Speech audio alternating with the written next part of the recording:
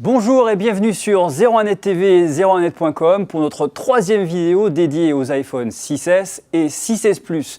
Aujourd'hui, nous allons nous concentrer sur la fonction et les nouveautés photos et vidéos de ces nouveaux iPhones. Alors, pour voir et aller tout au fond en détail de la chose, nous nous sommes adressés à notre spécialiste photo du 01 Lab, Adrien Branco.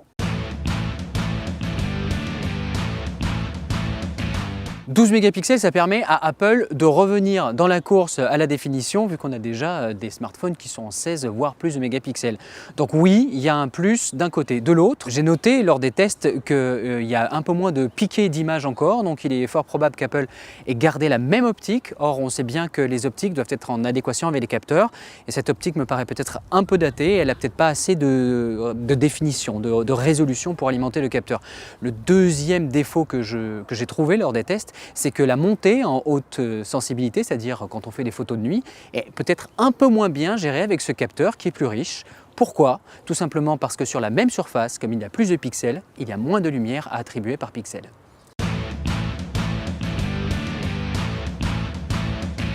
J'ai envie de dire qu'au niveau de l'autofocus, il n'y a pas grand-chose qui a changé. Ça ne veut pas dire que c'est mauvais, il est toujours très satisfaisant. On a toujours ce sentiment de déclencher immédiatement lorsqu'on appuie sur l'écran.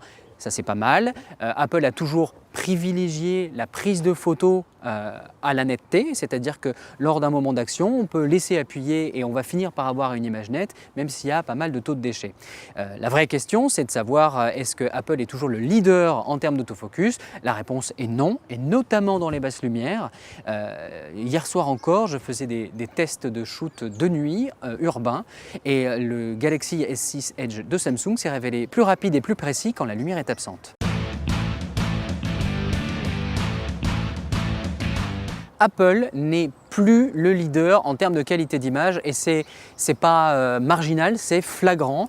Pour l'avoir mis à côté des nouveaux Galaxy S, donc là c'est le Galaxy S6 Edge Plus et Edge avec lequel j'ai testé, et le OnePlus 2, le fameux smartphone distribué uniquement sur Internet, le chaos technique est total, c'est-à-dire que les comparés au Samsung et OnePlus, les iPhones sont un peu moins bien définis par rapport au Samsung, mais surtout les images manquent cruellement de piqué. Les images des iPhones sont très plates, c'est très joli, mais c'est très plat. Il n'y a pas cette impression de relief.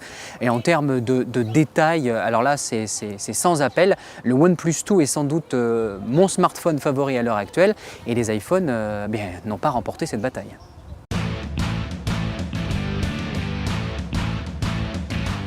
Donc la 4K, c'est la grosse nouveauté vidéo des nouveaux iPhone 6, et oui, elle a été particulièrement bien intégrée. Les fichiers 4K sont fluides, la qualité vidéo des iPhones n'est plus à démontrer, c'est d'assez bon niveau.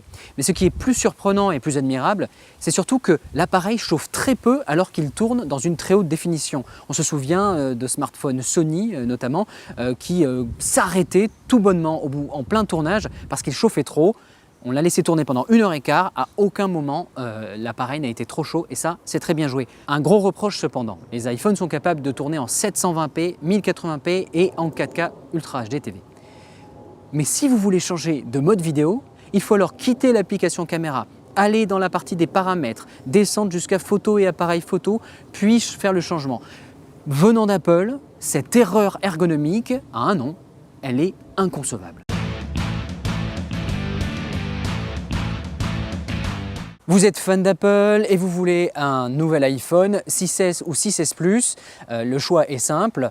Vous pouvez prendre un 6S pour le tout venant, c'est un très bon smartphone, mais dès que vous avez de petites prétentions en vidéo, la stabilisation optique, la nouvelle stabilisation optique du 6S Plus rend les fichiers vidéo bien plus agréables à regarder et à monter. Si par contre vous êtes complètement agnostique et vous vous demandez quel est le meilleur smartphone en photo et en vidéo, alors là la question devient un peu plus tricky, pour la bonne et simple raison qu'avec cette nouvelle génération d'iPhone, Apple n'est plus le maître de la photo et vidéo. Chez Android, il y a de la concurrence et elle est dure.